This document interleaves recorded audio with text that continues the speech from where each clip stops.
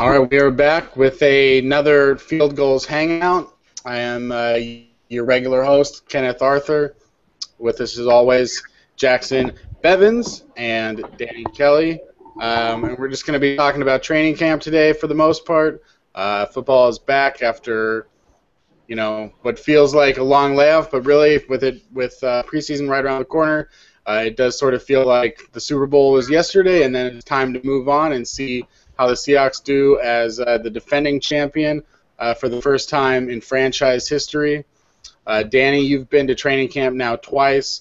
Friday, the first day of training camp, everything opening, the excitement of all that. And then Tuesday, another new kind of excitement with ESPN actually coming on and deciding to cover the Seahawks training camp. So can you tell us a little bit about what training camp has been like as a viewer this year?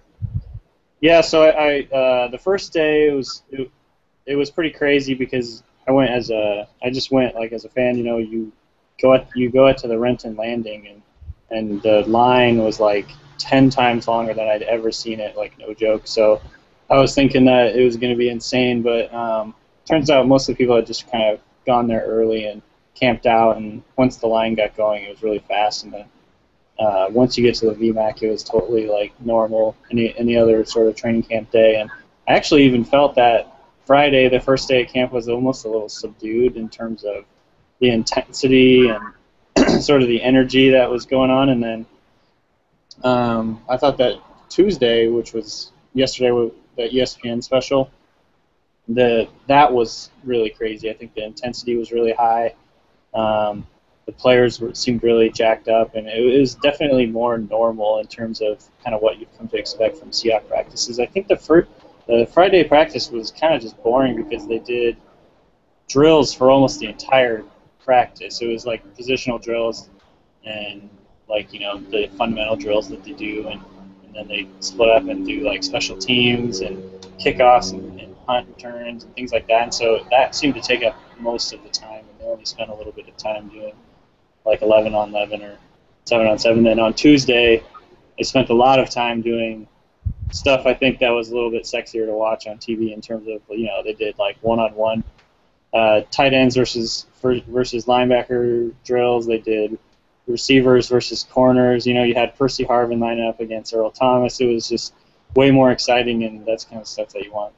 Danny, I know that you don't have like a whole lot of perspective on what other NFL training camps are doing, maybe in a frame of reference, but when you go on Friday and what you know about Pete Carroll's, coaching philosophies, he probably doesn't want, I'm sure just like you're saying, a lot of players would normally show up and not want to do the drills and not want to do the boring stuff, but do you think that how the Seahawks practice is probably different than other teams, and that they do come to show up a little bit more even when it's not the most exciting day of practice?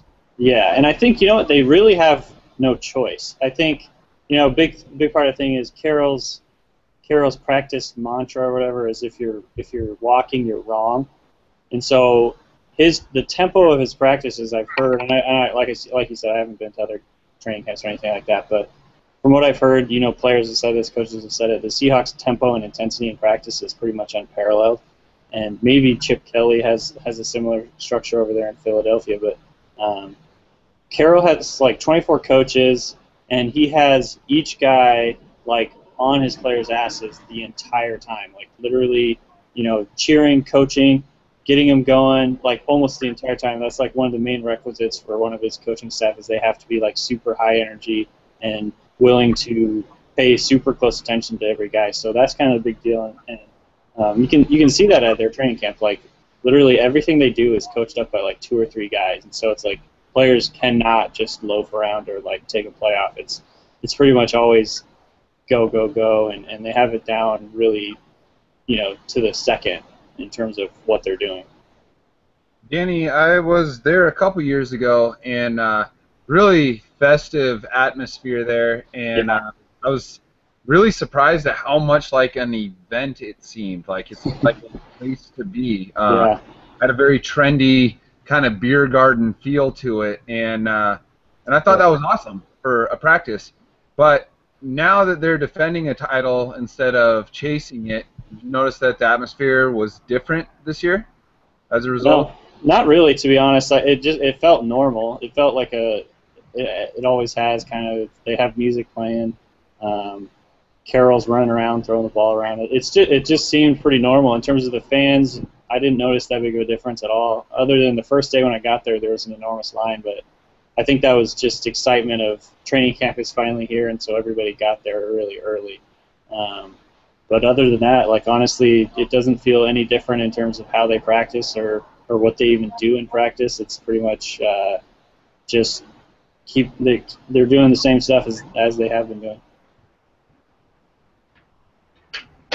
One of the pretty much the only training camp story that takes the front of everything else, especially because, you know, around the whole NFL there's 32 teams, 32 training camps, and every year there's going to be a holdout or two that makes headlines because it's typically the only players that are going to hold out are superstars.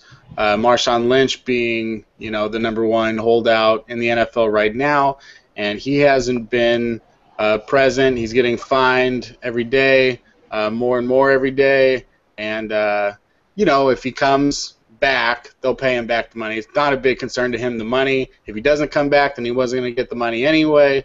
So for you, Jackson, when you see Marshawn Lynch holding out, do you have any concerns about him not coming back? Do you think it's all going to work out and it's not really even something that's on your mind, or is it something that you do worry about a little bit just because Marshawn Lynch is the type of person that maybe he doesn't come back? Yeah, you know, I think this holdout is really interesting for a few reasons. I mean, first of all, I generally side with the players on holdouts, more because it's their only form of leverage than anything else. Players are sort of expected by fans to hold up their end of the contract, but that doesn't really extend to the teams. And coaches. Right, exactly. And the PR, even the way that holdouts are talked about, the PR is definitely slanted in favor of the team. But I think that it's also telling in that, you know, there was talk that at some point Marshawn's going to be done. There's always been kind of this feeling that he's going to walk away while he still can walk away, that he's always had, you know, visions of life after football, that this isn't necessarily going to define him. And so I think that the way that this plays out and the way that he eventually gets resolved may tell us a lot about how much Marshawn has left. Maybe this is it for him. And if it is, or if he's having doubts about it, I would rather know that now, early in the preseason, and, you know, start adjusting the plan accordingly. Chances are it's nothing, and he's back, and he's fine, and, you know, we'll see more or less the same Seahawks offensive profile as last year. But at some point, and some point soon, there's going to be life after Marshawn Lynch for the Seahawks, and they got to find that. So, yeah, I think in some ways this holdout could be really good. It could provide some clarity one way or the other where Marshawn's at, where the team's at with Marshawn, and more importantly, perhaps what the contingency plans in Kristen Michael, Robert Turbin, or perhaps someone else look like. So, I don't know. I think, you know, a lot of ways this is kind of a good thing. Yeah, it is interesting, you know, when you say that, you know, that the life without Marshawn Lynch may not be that far away. Either way, just because that's how the nature of the running back position goes. You know, most players that are 27, 28 years old aren't thinking about this being the twilight of their career, but in reality, most players, especially when you carry it as much as Marshawn Lynch has in the last few years, you got to think that it's short. And I wonder, could the Seahawks be talking, you know, because Marshawn Lynch has a few years left, but could he, you know, restructure it just so that he gets paid a lot this year and the Seahawks aren't on the hook for anything after that, and whether or not that would make Marshawn Lynch happy anyway. Danny, you know a lot about Marshawn Lynch's game, but you also have seen Kristen Michael in training camp. So do you think that Kristen Michael is adequately prepared with Robert Turbin and Spencer Ware to handle the workload, or do you think that there could be a significant drop-off on offense without Marshawn Lynch? I think, it's tough to say, obviously, because there's not really anyone that's like Lynch in terms of style. He's sort of a style onto his own. Like, I think you give up some in terms of you're not going to have Lynch's great value is that he'll make a 4-yard loss into like a 1-yard gain, and his ability to keep the Seahawks on schedule and that kind of thing is sort of underrated, and people forget about that. Like, but at the same time, I think with Christian Michael, you're going to have more home runs. You're going to have he's more explosive, things like that. But they're just different, so it's really hard to tell what it would look like, what this offense would look like without Lynch. But I think, to be honest, I think that they've known this is coming. It's not like they're like, oh crap, Lynch isn't going to be here. Possibly, like, what do we do now? They drafted 2 running backs last year. They've got Turbin, who they've been sort of grooming to take over in terms of a sustaining sort of like a bell cow type of back, and I think they're actually in pretty decent shape, other than the fact that none of these guys have that much experience. But I don't know. Like, we've seen the Seahawks put a lot of young guys out there over the years, and they acclimate to it, and they sort of hit the ground running. But so I'm actually not terribly worried about it. I think he'll come back, and I think eventually it'll blow over, and everyone will kind of forget about it. But if something weird happens and Lynch decides he's done, then I don't think it's the end of the world. I think you're certainly losing a very, very, very good player. So I think there's almost a guarantee that you're going to have a downgrade there. But that's sort of the way it goes, and I don't think the Seahawks are going to deviate from their plan in terms of the salary cap. So I think it's something that they'll deal with if that's what it comes to, and I think they'll be okay. Yeah. Oh, sorry, real quick, Kenneth. Pete Carroll puts a premium on really unique skill sets, right? Marshawn Lynch is a very unique type of back. The way he runs, the way he plays. You think that there's inherent risk in putting so much pressure? Like, for example, on defense, the entire scheme hinges on Earl Thomas, who is one of maybe 2-3 guys on the planet that can do what he can do. He might be the only one. They haven't exactly drafted an Earl Thomas 2 in case he goes down. Does that worry you ever, that they lean so heavily on guys with really singular skill sets?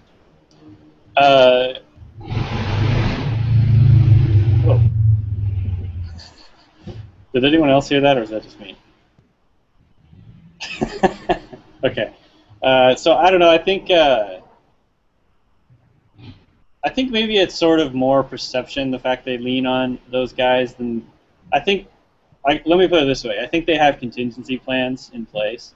I think obviously if you're losing a superstar like Earl Thomas, your team is not going to be as good. Earl Thomas is a rare player, and I think that's just the reality of the situation. If you lose Earl, you're not going to have a great backup plan in terms of you're going to see a drop off. But I think the way that the Seahawks have operated when they've lost key players over the last couple of years is they just adapt and keep going. And I think that they've done such a good job of developing their depth that they have these contingency plans in place, and they would make it work out. I think if they lost Earl, to be specific, I think they'd have to change their scheming a little bit, and they'd probably go to a little bit different plan and maybe do a little more too high stuff, and they'd just have a different sort of trust in the center fielder, I think, and they would have to help him out a little bit more. But I think Pete Carroll knows what he's doing on defense particularly, so I think if it comes to that, they would have some sort of plan in place.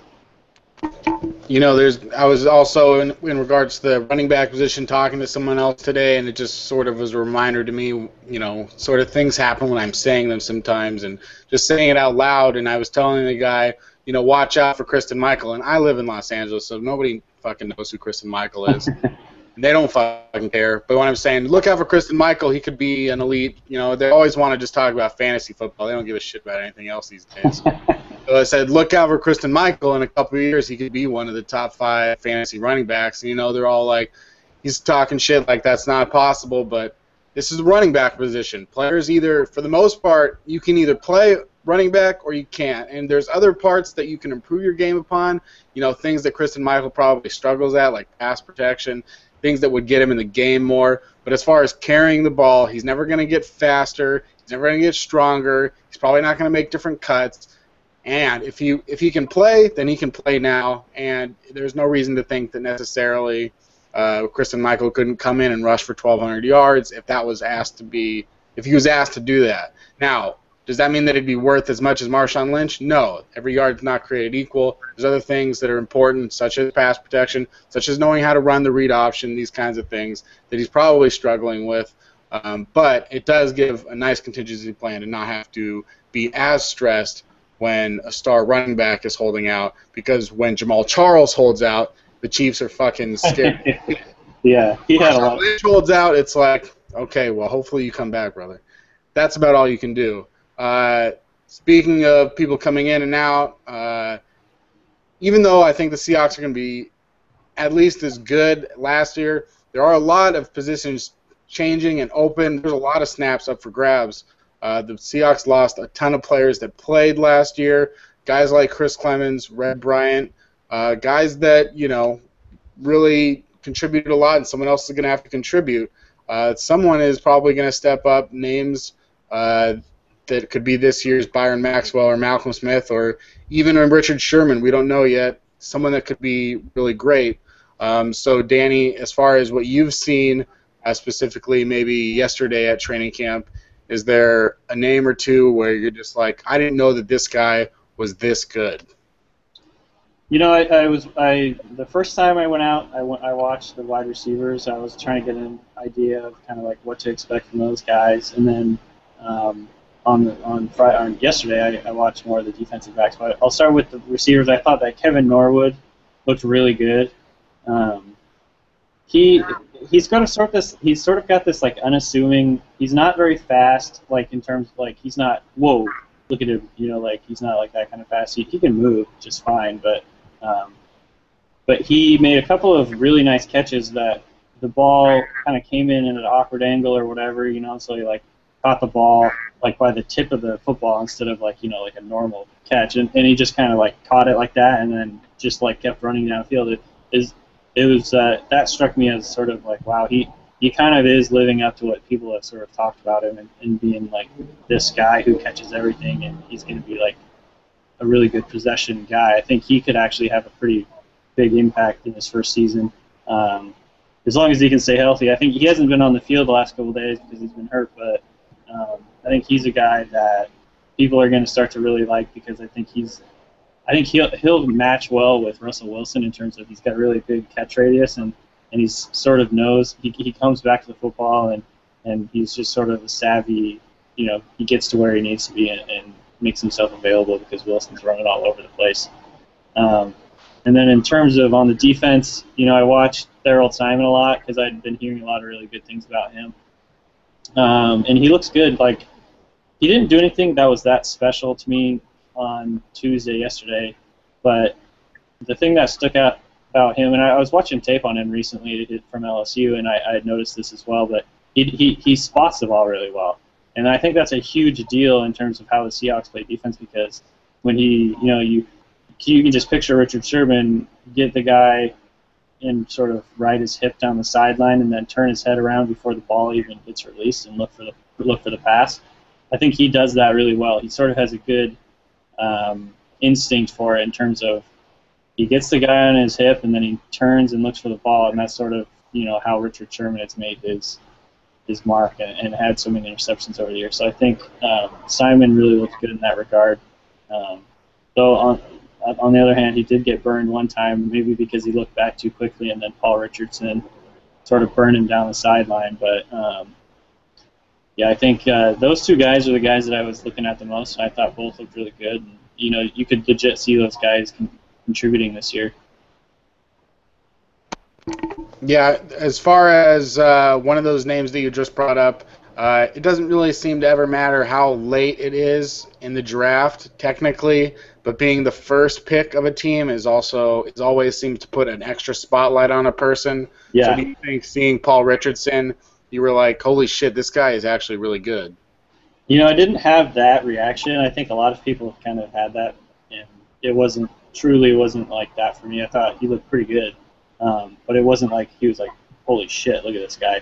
That guy was Percy Harvin. Like, honestly, Percy Harvin is exactly who people say he is in terms of he's like this explosive, ridiculously fast player, and we didn't get to see a lot of him last year because he was hurt the whole year, but I mean he's living up to the hype already, and I know that it's pretty much unanimous in terms of what you're hearing. He just stands out every practice, and I think that's really been true both times I've been there. He's been the best player on the field, I think, honestly. So. Coolest part of that Sports Center special was his one-on-ones with Earl Thomas. Yeah, I went back and watched that in slow motion. I did like a frame by frame, and it was unbelievable. I mean, Harvin would make a move, and before his foot landed, Earl had planted and was going that direction with him, and they're hand fighting the whole time. Yeah. Earl is shadowing him, and he's in his shoulder pads, and it's perfect coverage. And Harvin still makes the catch, and I was just like, yeah, those are the two best, two among the best on the entire planet at that. I know, that's exactly, like, it's like two Ferraris. Like, it's crazy that you have those. Oh, man. Tokyo drifting out there. It honestly was really impressive to watch. There was one that was making the rounds today. There's a GIF where Percy sort of did this, like, he did a short route, he faked outside, and then he faked inside, and then he did like a slant outside and caught the ball, and Earl was sort of in his hip pocket the whole time. He had a couple others where he went all the way downfield and made some really like acrobatic catches too. Like, he's just good, man. Like, he is what they said he is. Like I said, the only thing I worry about with him is that he gets hurt. Like, otherwise, he's going to be a stud. He's going to be like one of the best players, if not the best player on the team. He just has to stay on the field, and that's it. Like, I know for a fact he's going to be good.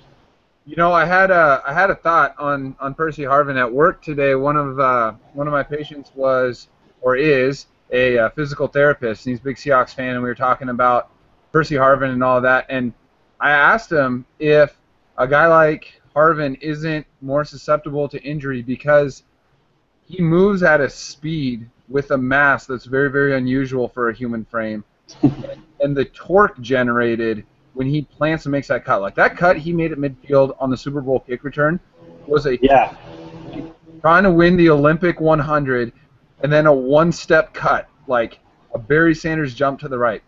The amount of torque that the muscles must be putting on the hip and the knee and the ankles on something like that have got to make him more. I asked him, does that make him more injury prone? And he said, yeah, absolutely.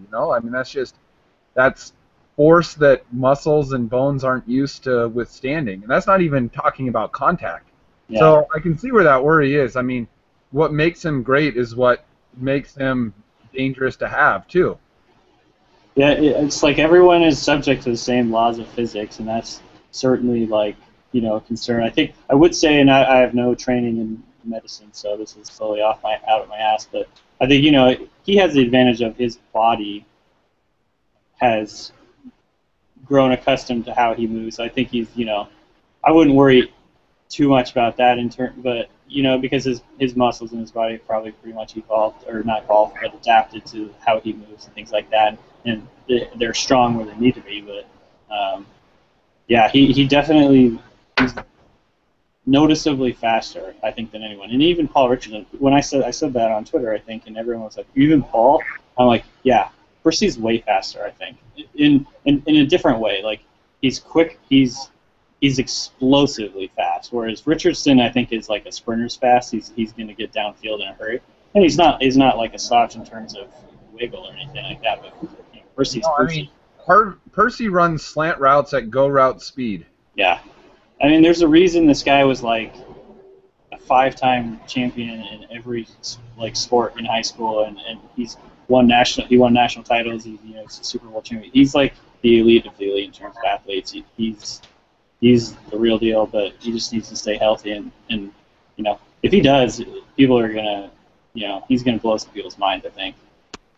It's just hearing you guys talk about it. It gets, it's hard not to get excited about the upcoming season and really start to process again the fact that when you're talking about Percy Harvin and Earl Thomas, you're talking about two elite players, and that's just the beginning. And you keep going, and it's Richard Sherman and Marshawn Lynch and Russell Wilson, and and then you start getting to the next level. And the next level is guys like Cam Chancellor, Michael Bennett, Cliff Averill, Brandon Mebane. And you keep going. Bobby Wagner might be an elite middle linebacker. They keep going like that. And definitely when you talk about speed's one of these things where really the smallest difference is the hugest difference. When you talk about the fact that Percy Harvin is on a field with the top 1.1, the top 1% of the top 1% athlete in the country. And when he is a hair faster than everyone else, then he is lightning fast than everyone else. And comparing him next to a guy like Paul Richardson, and he goes a little bit faster than really you can tell in the perspective. It's like, wow, this guy is just otherworldly. This is the type of player that just doesn't come around very often. There are crazy ass athletes out there like Usain Bolt or whatever, but to be able to be that insane of an athlete, like Robert Griffin is another good example where it's like, it's really hard to be skilled at football or any sport, and it's really hard and rare to be that type of athlete, and when you can do both at the same time. And unfortunately, it does lead to a lot of injury-prone players, guys like Bo Jackson, for instance. And, if only Percy Harvin can figure out, maybe he could have more of like a Deion Sanders type of, being able to stay healthy and be that freak that he is. Another name that I might be interested in is a guy that I've heard, a few times, and that's I don't know if you've been watching the defensive line as much, but if you look at a guy like Cassius Marsh, there are openings there. Kevin Williams is probably obviously going to be heavy in the rotation, but do you see a Leo or a defensive tackle that you think is going to get a lot more snaps and win one of those battles? I haven't watched the defensive line closely yet, but just based on impressions and how he looks, I think Marsh right now is a little bit light in terms of where he wants to be. I think that he had said before that he wants to slowly get up to 270. I think he's probably closer to 260 or something like that right now. He looks like he wears number 91. He looks to be about the same type of body that Chris Clemens had. Obviously he's white and he has a whole bunch of tattoos, so he doesn't necessarily look like Chris Clemens, but he does have that same body type in terms of sort of long arms, muscular-looking guy. And so I think, the long-term plan, I think, is to put him inside and sort of have him rush inside as a nickel guy, but maybe we'll see him more on the outside this year until he sort of gets up to the weight that they want him to be. So he could be definitely someone that they put there. And then I think, the thing that I've heard them talking about so much is his energy and sort of his motor. And I think he's sort of relentless and quick, and I think that's going to really pay off in terms of helping him be effective there. He's not just like he's quick off the snap and he'll stay with it, which is always good because you've got guys like Michael Bennett or whoever kind of collapsing the pocket on the inside. You got to have someone who will chase someone down on the outside. So. To be honest, I haven't watched him that closely, so I can't really give you that great of a scouting report. But I think for now, Cassius is definitely someone to keep an eye on, and from what I've heard, he's done pretty well. Danny, a couple of guys that I've been interested in. One you mentioned already, Thurl Simon, but a couple other guys wondering what your impressions were. Jackson Jeffcoat, and yeah, I think of the UDFA class, he was the most intriguing. What do you know about him? What have you seen from him? He's got the pedigree, and he's sort of surprisingly undrafted. What have you seen? Yeah, his dad was an NFL player, and I was actually just reading the Football Outsiders Almanac today, and he's the highest undrafted guy on their sack seer statistic, and that sort of takes in a whole bunch of things like athleticism and other things that happen in college. he was the third highest this year, I want to say, behind like Khalil Mack and maybe Anthony Barr. I don't quote me on those guys, but he was third in the class in the sack seer metric. So it's very intriguing in terms of he's extremely athletic, obviously, and he had really great production in college. He was the Big 12 Player of the Year or Defensive Player of the Year, I want to say. So he's definitely intriguing. Right now he's listed. Can he make this team? That's a good question. I think, honestly, and I hate to say it, but it's going to depend on injuries. If someone gets hurt, I think he's got a much better chance at it. I don't really see a spot for him unless they see him as a pure Leo. And right now he's listed as a linebacker, so I'm not really sure how they plan on playing him. I made the comment the other day that he looks physically like Mike Morgan. And so maybe they see him in that vein. Like Morgan he's a bit taller and lankier, but he has good speed and athleticism, and they sort of developed him in the system for a couple of years. And he's now like a key backup and strong special teams guy. And I think right now the realistic sort of what you would hope for is that Jeffco would develop into that, a key special teamer and a key backup. And right now I think you're kind of just on a pipe dream if you're expecting him to do much more. But that said, there is this like intrigue about him because he's so athletic and because he was so good in college, and just the track record that Pete Carroll and John Schneider have in terms of taking these undrafted guys and making them really good. But I think there is a reason he went undrafted. I think he's sort of thin in the lower half. I don't think he's got the pass rushing body in terms of he's not like he doesn't have the explosive power I think that a lot of pass rushers have. Like, he has speed, but maybe not the power that you need. But that's something that they can develop, and I think with him, I think it's more of a longer term plan. And practice squad guy. Yeah, I think he could be on the practice squad for sure. I think if as long as he clears waivers, though, I could probably see Gus Bradley snatching him up. Yeah, no doubt. But yeah, he's interesting. I saw him running with both groups, I want to say. I think he was running with the defensive linemen and the linebackers yesterday. So it'll be interesting to see where they put him and all that. Yeah, what can you tell me about Charles? Is he out there yet? What's that? Is Terrell Thomas out there yet? He was, and this is either good or bad. I didn't notice him. So I'm not sure how many snaps he got yesterday. I don't think maybe he didn't get that many because it was his first day out there, and he's probably really low on the run. But from everything I understand, he's a pretty good player, and the main issue has been his injuries. He's a second-round pick originally. He came up from USC, and Scott Enyart was saying he was like, one of Pete Carroll's best defensive backs that came out of USC, from Carroll's tenure there. So there's definitely sort of he's another guy that like you really like the idea on paper of this guy, and if he can sort of stay healthy and develop a role, I could really see him being like that Walter Thurman sort of stand-in as a.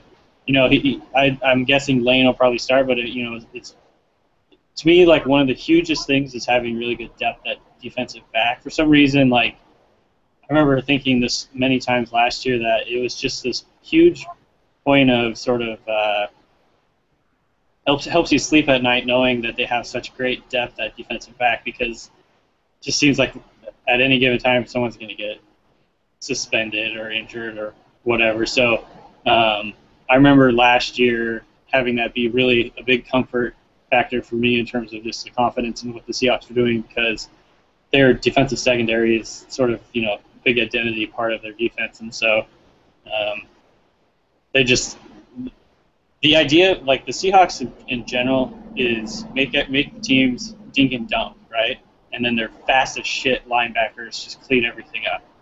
And obviously, having really good secondary helps the pass rush. And they're, they work together, they work in concert. It's just sort of like a symbiotic relationship. But, just the defensive secondary to me is so big, and it's something that a lot of teams don't have.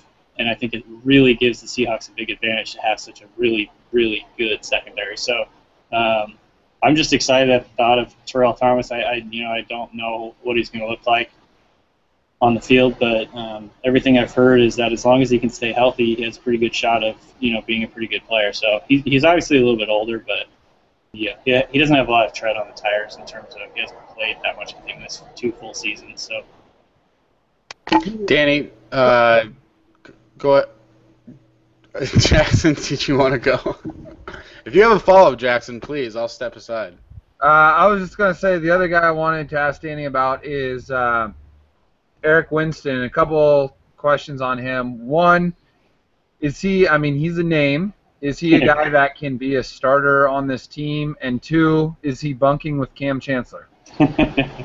Yeah, so, I mean, for those that don't get that one, Cam Chancellor absolutely blew Eric Winston up last year when they played down in Arizona. Winston was doing sort of like I watched some tape on the Cardinals' offense and sort of was trying to get an idea how Arians ran his offensive line. And what they did is a lot of the time he has like his right tackle sort of like run, like run laterally at the snap and sort of it's like it's like the Seahawks do it sometimes. They like a pitch, and I'm not exactly sure what it's called, but so he was like running laterally at the snap, and Cam Chancellor just put a shoulder in him and like pancaked him. Like Eric Winston is 6'7", 300. So I think it would be really interesting to see if they talked about that. I wish I could be a fly on the wall for that conversation, but looking at his PFF Pro Football Focus scores, I didn't watch obviously his whole season yet, but like he sucked really bad to start the year, and you might be able to chalk some of that up to it's a different system in Arizona than what he's used to. The good thing is he comes from the Alex Gibbs, Gary Kubiak family of zone blocking, which is where Tom Cable got his system. That's where he learned his zone blocking system. Obviously, Cable sort of evolved his into a different sort of. There's probably, I'm sure, different like language and things like that. But the bottom line is, for a long time, Winston was one of the best right tackles in the zone blocking scheme, in the NFL. So if he could even get back to any sort of close proximity of what he was with Texas, I think then with Houston, then I think that's a really cool signing. He might not even make the team, but I think there's a chance with sort of what's going on at right tackle right now that he could actually end up starting, which is on one hand kind of scary, but on the other hand it's nice to know that a guy has some experience. It's sort of like the Breno factor, I think. Like I don't think anyone was joking with themselves that Breno is like an elite tackle, but he got the job done for the most part, and he brought like that toughness factor and veteranosity and all that. So in terms of his addition, I like the move a lot. I watched Winston's best 2 games last year were against Seattle and San Francisco, so I think that's a really, really good sign. Because those 2 teams have probably the best front sevens in football other than the Cardinals. So he's practicing against maybe the best front 7 in football last year, and then his 2 best games were against the Seahawks and Niners, so I think that's just encouraging. And so, yeah, it'll be interesting. Obviously, he has to stay healthy. He's getting older, but 30 is not that old in terms of, if he was 32, 33, then I probably would be writing him off right about now. But I think, he's still in that zone where he could actually be a productive player. So it's definitely interesting. I'm excited to see it. And I think he played. I watched his Seattle game and his San Francisco game last night, and I thought it was pretty good. He didn't do anything that was like astounding, but he was solid, and so I think that's really what you're asking for. Might help the Seahawks to have the NFL Players Association president on the roster too. Someone they can run their appeals by. God, yeah. I can't wait for more freaking PED suspensions this year, so I have to eat my words all the time. But yeah. Daniel. Yes, Kenneth. 2 of the you got. If you look at the receivers, we talked about Harvin. We talked about, and then we talked about 2 rookies, Paul Richardson and Kevin Norwood, and then you talk about 2 former undrafted free agents with Doug Baldwin and Jermaine Kearse. All these guys are, I think, expected to make the roster. Percy Harvin, could always end up on a PUP list or an IR. Who knows? But as far as undrafted free agents, there's a couple guys still hanging around and Phil Bates and Arceto Clark. Clark, Arcedio Clark. So what do you think about those guys? Because you were looking at the wide receivers. I really like Bates, and I've been sort of on the Bates bandwagon for like 2 years, and so I'm trying not to like talk about too much, but he honestly looks really good. And I will preface that by saying he looked pretty good in camp the last 2 years, and then once the preseason rolled around, they like barely played him. And so I think part of that was them trying to hide him, like I think they saw that he had a lot of potential, but he's making the conversion to wide receiver from quarterback, and he sort of doesn't know what the hell he's doing. And I think it is what it is. It's not easy to make a conversion even when you've been playing wide receiver your whole life. So I'm really excited to see how he does in actual games this preseason, because the last 2 camps I've been really impressed with him. And so I want to see that translate to the field. And, he could really push Ricardo Lockett. I think Lockett has sort of the inside track on it because of his gunning ability. But at the same time, there are other positions that typically gun, and a lot of the time it's cornerback because they're more used to tackling. So, that's not a problem with Lockett because he's so freaking fierce when he's gunning. But I think if that's the only reason you're keeping him, then that's probably not a good idea. I think you want him to be you want him to be the best receiver, and then if he's good at gunning too, that's obviously a huge perk. But I think they could always have another corner play. They have Byron Maxwell and Jeremy Lane gun, and then depending on who their final cornerback is for that group, maybe it'll be A.J. Jefferson, and he's got crazy speed, so maybe he can gun. So to me, it's going to come down to Lockett and Bates in terms of who that 6th receiver is, and I think it'll come down to who the better receiver is, frankly. And so it'll be really interesting to see. I thought both looked really good. Lockett's another guy that's always looked good in camp, and then for some reason he fades towards the end of it. But he's looked really good. He's got this crazy burst. Like he's another guy like Percy, I think, who's like his speed is apparent. He gets the ball, he takes 2 steps, and he's gone. It's like he earns his name, the Rocket. He honestly has really, really good acceleration. He doesn't have the wiggle as Percy, but he's definitely really, really fast. So, whereas Bates is a little bit bigger, he's kind of more. He's one of those guys that like catches everything that gets thrown his way, and he's good at using his body to box out defenders and that kind of thing. I saw him catch a couple deep passes, so he's definitely got deep speed. I know he ran like a 4.4, so he's not hurting for speed either. So to me, that's a really great competition, and I can't wait to see those guys in preseason. Daneth, we got a question here. I'm skipping over a shitload of entries by Joe McAtee from Turf Show Times who stopped by to just tell us how good the Rams are. But Ben Cassidy has asked an interesting question that I hadn't thought of. I don't know how many people are thinking of it, but are there any veterans that are in danger of being cut? Is there any surprises out there that maybe we haven't thought about in terms of being disappointments? Guys that could be were thought to be like locks. Right. I'll just throw a name out there like James Carpenter or something. Yeah. Do you think that there's anything like that?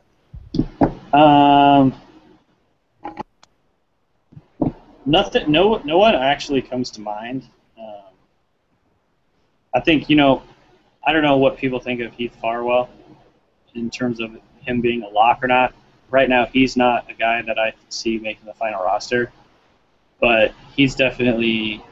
I think a lot of people have him as a lock because he's such a good social teamer guy. And I had him locked in as the starting quarterback personally. But I mean, so it's hard to know what people sort of everyone has a different opinion of what the final roster is going to be. But I think he's one guy whose job is not necessarily safe, and that might not be a surprise to people. It might be. I don't know. In terms of other guys, someone brought up the name Michael Bowie today. And I kind of get the impression that the coaches are kind of annoyed with him. I don't know if that's just me reading too much into it or what, but just the way that they've been talking about that right tackle position, it sort of just get the impression that he came in overweight or something, and the coaches are kind of annoyed at what he's doing, and then he got hurt. So he's a guy, maybe, I don't know. To be honest with you, maybe Kevin Williams. maybe he doesn't have a spot on the team. Danny, is this the hardest team in the NFL to make? Hardest roster to crack? I would think so, yeah. I definitely would think so. I'm trying to think of another team that is as deep as they are, and I can't come up with it. People might say San Francisco, and I did a lot of studying of rosters this offseason, making those ranking lists, and I just don't think San Francisco is as deep as Seattle. And that, people are going to call me a homer or whatever, but I just don't see it. I think San Francisco is a lot. Their roster is really good, and they've had like 1 billion draft picks lately, so they could be really good for a while. But I still think the Seahawks have they're deepest at so many positions right now. It's crazy. So with the tight end, with Anthony McCoy going down, I maybe would have said him. But now that's sort of not an issue. And then Sidney Rice retired. Yeah, that's another one. I think Sidney was another guy that was on the bubble. It's interesting when you talk about guys like Michael Bowie because here's a guy that had a golden opportunity just handed to him. With Brando Giacomini is not bringing back. You think that Bowie did well at the end of the season, enough to earn the job. And then they draft 2 right tackles, or at least 2 tackles that they would have expected to compete. One of them in the second round. They've still got Alvin Bailey around. Mm-hmm. Someone tweeted out that they were disappointed that he came in out of shape into OTAs. So yeah, it's like I would see why you might be a little annoyed because you're saying you can be a starter on the best team in the NFL, and maybe they just view him as not buying into the program, and I'm just speculating purely. Right, same here. Absolutely, if I'm just throwing you under the bus for nothing, but it is suspicious. And I'd like to sort of listen to coach interviews like a few times, see if I can pick up any intonations or anything like that. And so it's really just speculation. I don't know. Just the way that they've sort of talked about that competition and the fact that they sort of dropped these hints that Alvin Bailey and Michael Bowie came in overweight. They're saying that in the media. You feel like it's pretty much on purpose that they're sort of trying to light a fire under their ass or something like that. So yeah, I think I've tried to guess the roster the last couple of years and have come up way wrong. And the way that they do it is you see these random ass dudes they bring in. They dropped a couple of promising young players recently, and then they signed these guys that have been in the league for 4 years. Bouncing around to 5 teams, street free agents. So they just have their own way of doing things, and they have this weird list of players that they like, and players you'd never ever hear about. And so you just think, I don't even try and guess that much anymore. It's yeah, it is it's a little weird just to think this is right now the Seahawks sort of feel like America because I feel like I keep on saying things and other people are going to go, this is why we hate you, because I'm going to say the Seahawks, I feel like you're going to cut at least 10 good players. They're going to cut guys. Yeah.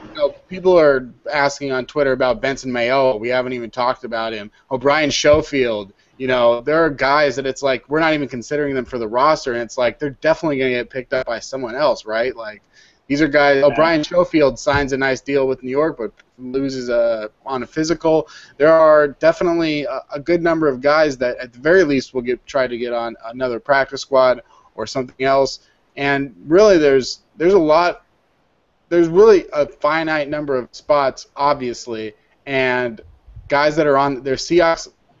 53 of them are going to make the Seahawks final roster, another 8 or whatever are going to go to the practice squad, and then another 15 are going to make rosters somewhere else, where it's it's not just Gus Bradley picking up. These guys are going to be going to other teams if Jackson Jeffcoat doesn't make the roster, there are guys, there's a draft picks that we haven't even talked about like Kiro Small and Jimmy Staten that are constantly forgotten. Eric Pinkins.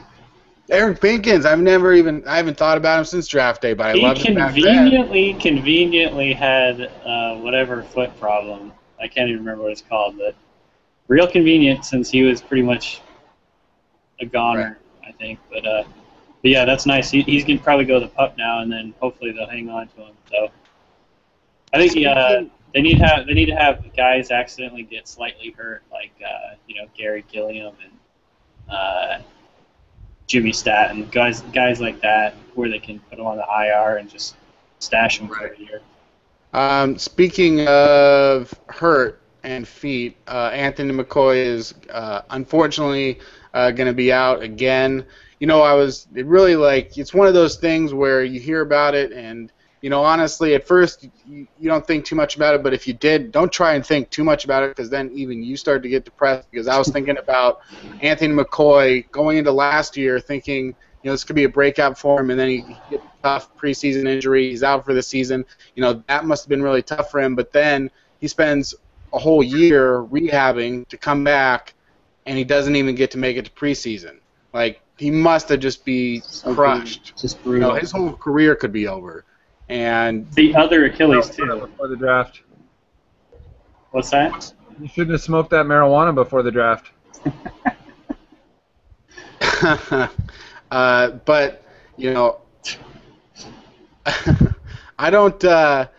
So last year, McCoy goes down. They signed Kellen Davis. He's not very good, really, I don't think. Probably the last guy that most people consider as far as guys that were on that Super Bowl team. Field Gulls readers nicknamed him Dick Fingers for some reason. I don't know what that means. I'm not sure where that came from or why, but it definitely stuck. And people just call him Dick Fingers now. Do you think that they're going to need... Now I want him to stay. Do you think they're going to have to go out and get another Dick Fingers, or do you think that Cooper Helfet is going to be the third tight end? I think, well, it could be Cooper. It could be. I could see them keeping this Rashawn Allen guy. He's looked pretty good. He's a big guy, and he's pretty fast, so I think he sort of fits their profile.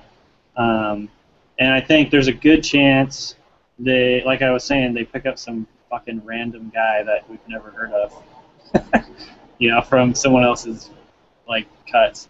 I think there's a really good chance it's something like that. By the way, as far as I know, Jermichael Finley is not with anybody, so... That's another option. I think my guess is they're waiting to the last second on that, just so he can get healthy and everything, but last I heard they didn't have any interest in him, but of course that was before McCoy got hurt. He's another guy that could be in the mix. What do you think? I haven't heard much in the quarterback reps or anything. There's not really like a competition necessarily at the top, obviously, but Terrell Pryor is the guy sticking around. Have you seen anything from Terrell Pryor? Do you think there's any chance of him making the roster? To be honest, I haven't been watching the quarterbacks just because I don't care. It's just nice to have. I spent so long talking about quarterbacks and worrying about quarterbacks that it's nice to just have a guy who's your sure starter. So I just don't even care who the backup is at this point, although I probably should. But I'm pretty much convinced it's going to be T-Jack. I haven't been that impressed with Pryor. I think my impression of him is he's definitely a physical freak of nature and everything, but I just don't think he's there in terms of the passing ability that T-Jack has. So my guess is the Seahawks will go with Tavares, but maybe there's something they see in Pryor, his legs or something like that they think might be more useful in case Russell Wilson gets hurt. But my impression, and this is just really vague because I haven't been watching him closely, but it seems like he tucks and just runs half the time he gets a snap. So are they going to keep 3 quarterbacks? I don't think so. Like we've been talking about, this team is just too deep. I could see them doing, Wilson and T-Jack and then have a guy on the practice squad, maybe. To me, I think there's just too much talent at the other positions for them to keep a third quarterback. By the way, too deep would be a pun right there because you said they're too deep, and then you say you're going to keep 3 quarterbacks, and you say two. Anyway, guys, moving on. One other thing, yesterday, I believe it was yesterday, Patrick Peterson signs, big deal. Mostly non-guaranteed money, but depending on how you look at it, we can never get a straight answer, but depending on how you look at it, becomes the highest paid cornerback in the NFL. Just miles off of what Richard Sherman is in terms of a cornerback. But in terms of an overall player, he's under 25. He is a good special teams player. He had most of his punt return action as a rookie 3 years ago, so it's hard to see exactly. Now he's not going to be a punt returner from what I understand. That's coming secondhand, so I'm just going to take it. But that's true, I think. If he's not returning punts, then whatever.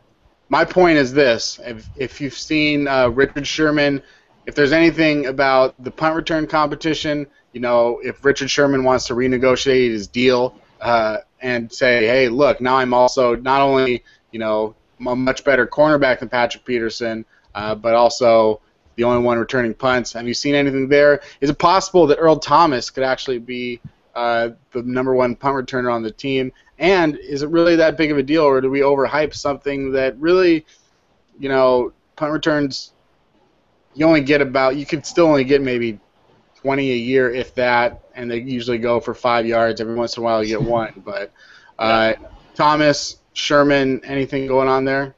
To be honest, I actually do think that it's important. If you take a look at some of the returns that Golden Tate had last year at key points in the game, I think those were really huge. And, Pete Carroll is all about field position, so I think he thinks it's important too. Obviously, he wouldn't be putting Earl even in the competition if he was worried about it. So, I do think that Earl could win the competition. I think it's ultimately going to be Percy or a guy like, if Brian Walters manages to make the team, maybe him. Something like that where, it's either going to be Percy, I think, or some random guy, which is more to your point that maybe they just don't think it's worth putting Earl or Richard out there. But Jackson, is there anyone that you would be rooting for if you had your mainstay where it would be like, that would be so cool? Obviously I think we'd all think it would be cool to see a number of guys returning punts at least once, but if there was one guy that was going to be the main punt returner, do you think it would be like, that would be so dope if it was this one dope-ass tight guy? Yeah, one dope-ass tight guy that I was hoping they'd give some reps to was Terrell Pryor. But yeah, there's a lot of lightning bolts on that team, and there's a lot of value in having one of those returning the punts, because it's not just that they can hit the home run and steal a touchdown. I mean, like Kenny was saying, that's you might get one or two in a season, and that's a success, but it's not something that you can plan on. So I think the biggest impact in having a really dangerous guy returning punts is that the punters can't kick it where they want to. They have to shorten their punts. They have to kick them higher so they don't go as far. Good point. Or they have to try an angle, and it'll go out of bounds earlier than they want it to. I mean, dangerous punt returners steal a lot of invisible yards, and I think that that's a really important thing. And I think it's really important to Pete Carroll. So I think he's going to go with the guy that will scare the other team the most. And, I mean, I don't know that there's a scarier person in the world than Percy Harvin returning those punts. So Harvin just fair catches all year. I think that he could account for hundreds of yards in field position. I like that point a lot. I actually never thought of that. So I'd like to see Harvin back there, and I just wanted to touch on the Patrick Peterson contract real quick, because we tend to get really bummed when our players get outpaid by someone else that we think is inferior. And I'm saying if it's a division rival, I already know Patrick Peterson is going to be a part of the Cardinals' future. We're going to have to deal with him whether he's the highest paid guy or not. So I'd rather them throw as much money as possible. I was thinking a $100 million contract. Yeah. Less money to pay other guys. I wish Colin Kaepernick got $30 million a year. He was going to get extended by the fake. I want them to have as little money to spend as possible. So I'm glad he got paid a ton, and I hope that the NFC West continues to pay their guys a ton of money. But yeah, overall, as far as the punt returning aspect goes, Harvin's my guy. Just for the record, I was not bummed that Patrick Peterson got paid more than Richard Sherman. I know that he's not as good as Richard Sherman. I was just, if it motivates Richard Sherman, which I think that it would, especially right after he signed his deal, oh, great. I'm definitely happy to see that. And actually, as an overall player, I still do think that overall, Patrick Peterson is one of the top 5 cornerbacks in the NFL. But that being said, once you get past Sherman and Revis, it's kind of a far drop-off. There's sort of a lot of guys that could compete for that spot, and I could be convinced to put Peterson even outside of the top 10. And that's how valuable it is to have Richard Sherman. And then Maxwell could be step up. And it all starts with Earl Thomas, and we just go off forever on that.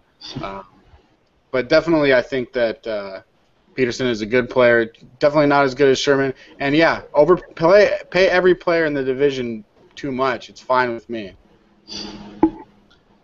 Is there anything else that we want to talk about, guys, or we had a pretty good hour here? Yeah, I think that was good. Doing pretty good about it. All right. Well, that wraps up the Field Gulls training camp hangout.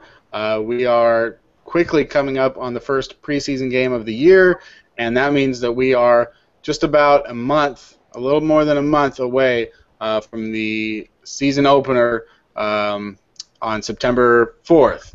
So we'll come back soon, have some more guests, and talk more about the upcoming Seahawks season. Thanks a lot, guys, for joining us, and we will see you next time. Good to see you guys. Yeah, catch you next time. All right, laters.